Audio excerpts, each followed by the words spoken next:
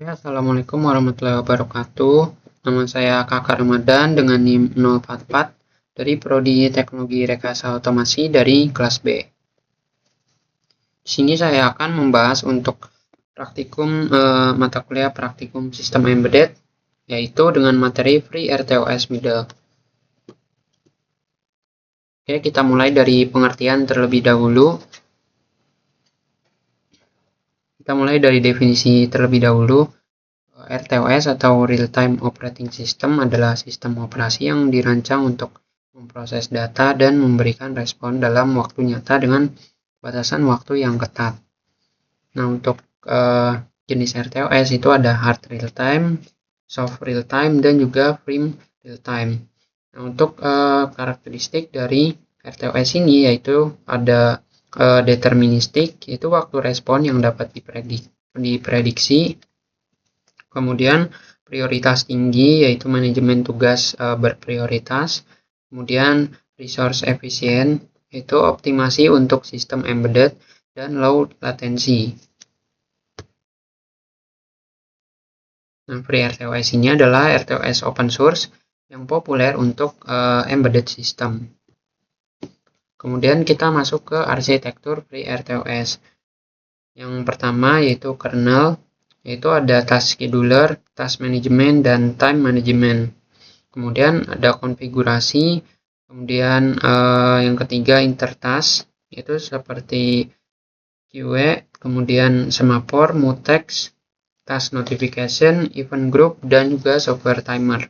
Kemudian ada struktur file, yaitu strukturnya seperti ini, dan juga ada keunggulannya yaitu open source dan free. Kemudian cross-platform dan juga modular design. Oke, kita lanjut, yaitu ada task dan QA. Nah, task di sini yaitu unit eksekusi independen dengan prioritas dan stack tersendiri. Sedangkan QA itu adalah struktur data Vivo untuk komunikasi antar task. Nah, di sini untuk task ini terdapat beberapa state, yaitu ada running. Nah, running ini yaitu sedang dieksekusi, kemudian ada ready atau siap dijadwalkan, kemudian block yaitu menunggu event, dan juga suspended yaitu ditangguhkan. Nah, untuk keunggulannya yaitu ada thread safe, kemudian blocking mechanism, dan juga efficient IPC. Kemudian kita masuk ke semaphore dan mutex. Nah, semaphore itu adalah mekanisme sinkronisasi untuk mengontrol akses ke shared rescue. Nah, kemudian mutex yaitu adalah binary semaphore dengan ownership untuk eksklusif akses. Nah, untuk keunggulan dari semaphore dan mutex ini yaitu dapat digunakan untuk resource yang punya banyak unit, kemudian menjaga data tetap aman, dan juga sinkronisasi antar task. Nah, contoh kodenya yaitu seperti ini. Oke, kita masuk ke timer dan event group. Nah, di sini untuk software timer itu adalah callback function yang dieksekusi secara periodik atau one shot. Kemudian event group itu adalah kumpulan bit flags untuk sinkronisasi antar task. Dan untuk software timer yaitu ada one shot timer dan juga periodic timer. Untuk one shot timer itu dieksekusi sekali. Kemudian untuk periodic timer itu akan dieksekusi berulang. Untuk keunggulannya yaitu multitask synchronization, menghemat penggunaan task dan juga lebih efisien daripada polling. Kemudian kita lanjut ke task notification dan memory management. Task notification yaitu mekanisme IPC ringan yang berlangsung ke task tanpa semaphore. Nah, dia itu 45% lebih cepat dibandingkan dengan QA. Kemudian RAM-nya juga minim serta simple API. Jadi mudah untuk digunakan. Kemudian ada memory management, itu 5 skema alokasi memori untuk berbagai kebutuhan aplikasi. Nah, di sini juga ada contoh kodenya. Oke, kita masuk ke kelebihan dan kekurangan dari FreeRTOS. Yang pertama itu ada kelebihannya yaitu open source, yaitu gratis dan dapat dimodifikasi sesuai dengan kebutuhan. kemudian ringan dan efisien, cross platform, dan juga komunitas yang besar. Terus ada kekurangannya yaitu kompleksitas. Kurva pembelajarannya lebih tinggi untuk pemula. Kemudian resource-nya terbatas, yaitu jumlah tas dan objek terbatas untuk memori tersedia. Kemudian ada debugging sulit dan juga no MMU support. Jadi dia tidak mendukung memory protection pada sistem tanpa MMU. Kemudian ada aplikasinya dari FreeRTOS ini. Yang pertama ada IoT device seperti sensor network, smart home, dan industrial automation. Kemudian ada pada robotika yaitu seperti robot control, sensor fusion, dan motion planning. Kemudian ada di bagian otomotif seperti engine control dan infotainment system. Kemudian ada pada medical device seperti patient monitoring, diagnostic equipment, dan pacemaker. Oke, dan juga masih banyak lagi untuk aplikasi dari FreeRTOS ini. Dan untuk FreeRTOS ini juga populer di dunia industri, yaitu digunakan oleh 40% developer dari sistem embedded.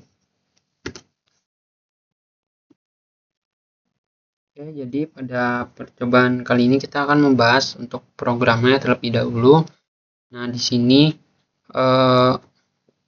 untuk programnya ini pada baris 6 ini merupakan library yang digunakan. Lalu pada baris selanjutnya ini merupakan bagian definisi pin yang digunakan. Kemudian kita langsung aja masuk ke, karena ini untuk programnya ini cukup banyak, jadi kita langsung masuk aja ke bagian yang ini, yaitu kita langsung masuk ke bagian void init SD card. Nah, bagian ini yaitu merupakan fungsi untuk menyalakan dan mengecek SD card sebelum dipakai.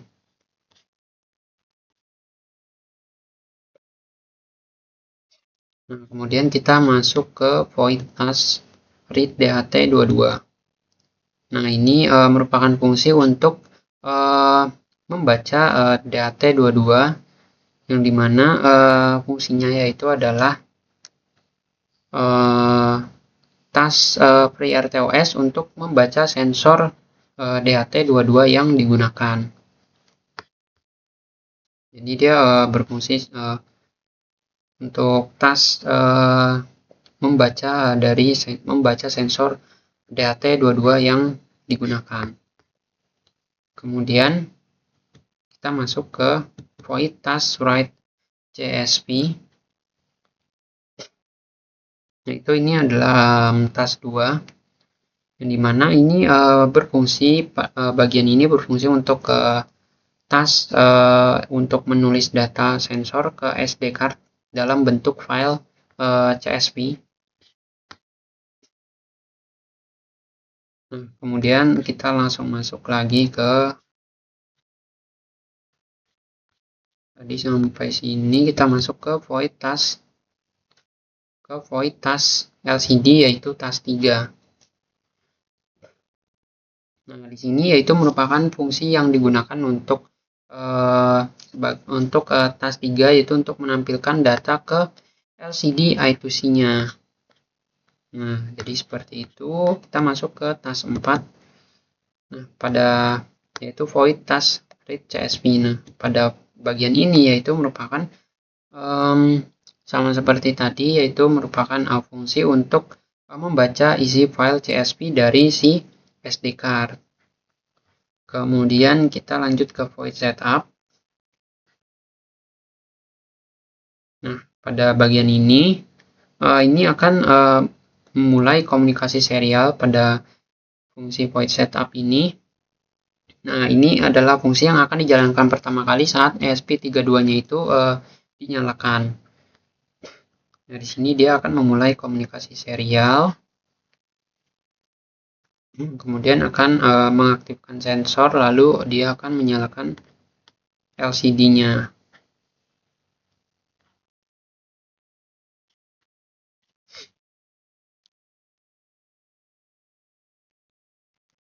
Oke, kita langsung masuk ke void loop. Nah, ini bagian fungsi void loop ini sebenarnya kosong, dikarenakan semua sudah diambil oleh FreeRTOS. Jadi semuanya sudah dijalankan oleh task pada FreeRTOS. Jadi dia akan kosong. Oke, jadi seperti itu. Oke, di sini kita langsung masuk pada percobaan yang berikutnya. Di sini untuk programnya, ini merupakan library yang digunakan. Kemudian ini variabel globalnya. Lalu kita langsung masuk aja di sini karena cukup banyak juga programnya. Kita masuk ke void GPIO ISR handler.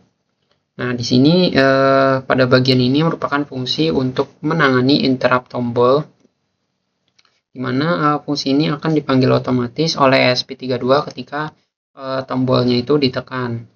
Nah, jadi untuk alurnya itu pertama itu kan tombolnya itu ditekan, kemudian GPIO-nya itu berubah, lalu interrupt-nya itu akan aktif.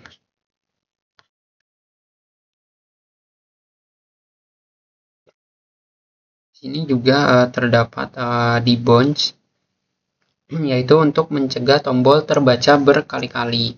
Nah, kemudian kita masuk ke void task DHT22.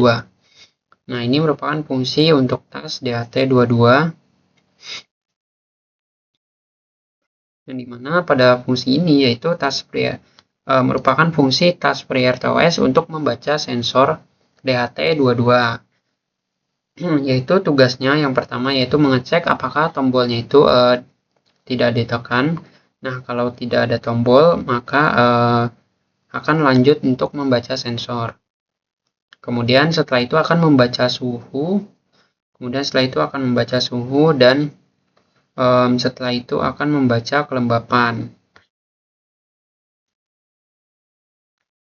Kemudian setelah itu maka akan ditampilkan di LCD. Setelah itu akan kirim serial, yaitu akan ditampilkan di serial monitor. Kemudian kita masuk ke void task interrupt.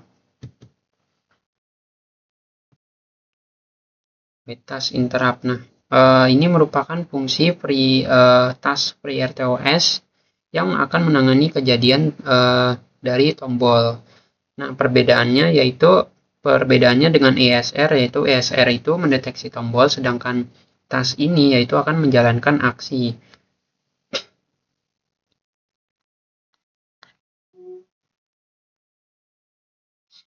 Oke, kita langsung masuk ke void setup. Nah, pada bagian ini yaitu merupakan fungsi untuk memulai komunikasi serial, yang dimana ini merupakan tempat inisialisasi awal dari ESP32 dan akan dijalankan sekali saat ESP32-nya itu dinyalakan. Nah, untuk urutannya yaitu dia itu akan memulai komunikasi serial, kemudian di sini akan mengatur LED sebagai output. Lalu setelah itu push button di sini akan mengatur setelah itu dia akan mengatur tombol atau push buttonnya sebagai input. Lalu akan mengaktifkan interrupt, dan juga akan memulai atau start DHT, yaitu akan mengaktifkan sensor.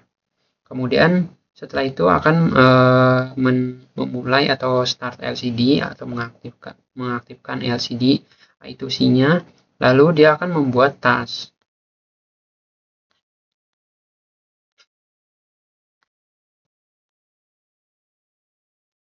Nah, ini dia. Nah, lalu dia akan membuat task. Kemudian setelah itu kita masuk ke fungsi loop. Nah, fungsi loop ini sama juga yaitu kosong, dikarenakan FreeRTOS sudah mengatur sudah diatur oleh task dari FreeRTOS ini. Oke, jadi segitu aja untuk pembahasan programnya. Oke, jadi pada percobaan ini di sini kita upload dan dia LCD-nya akan langsung nyala. Nah, di sini sudah terbaca untuk suhu dan juga kelembapannya. Nah, di sini juga terdapat SD card-nya. Nah, di sini juga SD card-nya sudah terbaca. Coba kita start monitoring. Lalu di sini kita stop dulu. Nah, di sini terdapat tulisan pada serial monitor telah di-save ke CSV. Nah, di sini artinya SD card-nya itu telah terbaca. Nah, di sini kita coba untuk start monitoring lagi. Nah, di sini SD card-nya juga sudah terbaca lagi. Nah, di sini sekitaran untuk SD card-nya itu ada di sekitar 30 GB. Oke, jadi seperti itu. Oke, ini pada percobaan berikutnya. Di sini kita upload terlebih dahulu. Nah, setelah di-upload, maka di sini LCD-nya akan menyala dan akan menampilkan tulisan, yaitu tekan tombol untuk baca sensor. Nah, di sini dikarenakan tombolnya itu tidak bisa ditekan di sini, maka kita akan coba untuk mencabut dan juga kita pasang lagi. Nah, setelah itu LED-nya akan blink dan di sini akan ditampilkan untuk suhu dan juga kelembapannya selama sekitar 3-4 detik. Nah, di serial monitor juga akan ditampilkan seperti ini. Oke, jadi cukup segitu aja untuk pembahasannya dari materi kali ini. Terima kasih. Assalamualaikum warahmatullahi wabarakatuh.